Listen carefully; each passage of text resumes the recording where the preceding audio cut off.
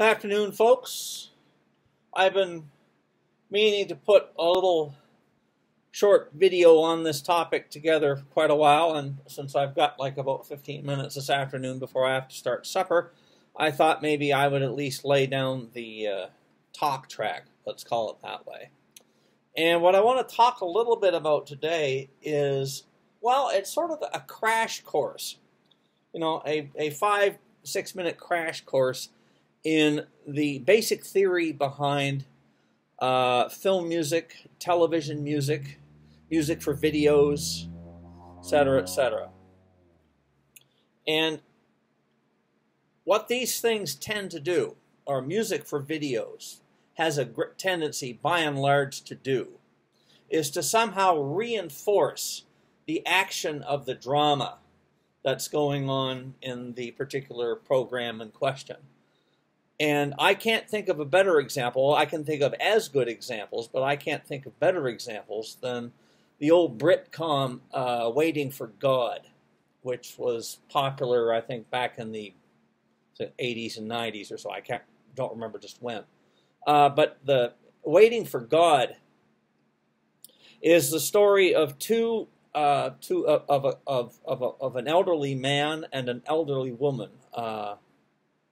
The elderly woman, the woman's named Diana Trent, and her partner in crime, shall we say, is named Tom, but I can't remember what his last name was. But anyway, these two meet at a old retirement home, which I think is referred to as the Bayview Retirement Villa or something like that.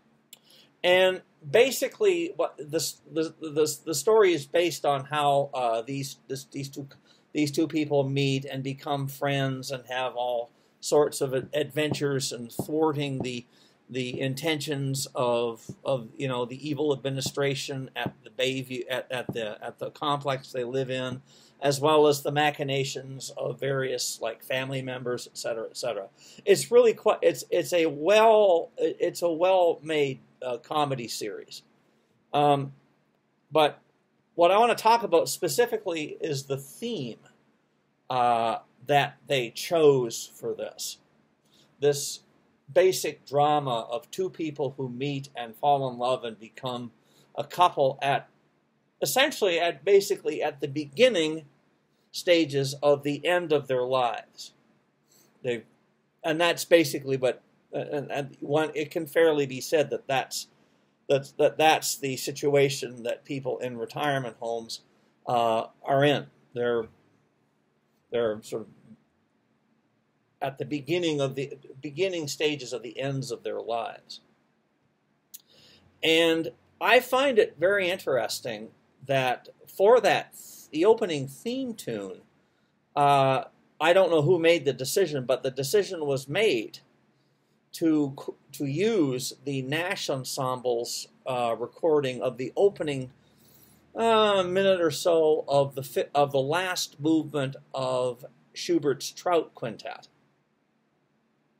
Let me say that again. The fifth movement, or the last movement, of the Schubert Trout Quintet.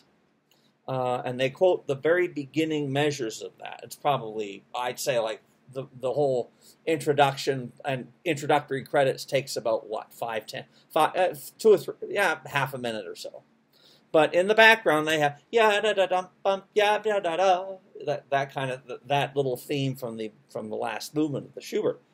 And I find that very interesting that the very beginnings of final part of a piece is used as the theme for a television show about people who are essentially sort of at the beginning of the final stages of their life.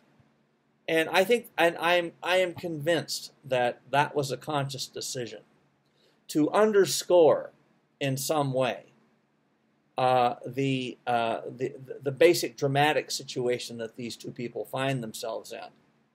It's hilarious. It's a hilarious series, and I'd recommend very highly looking at it. And I'll leave links to the the Schubert piece itself, as well as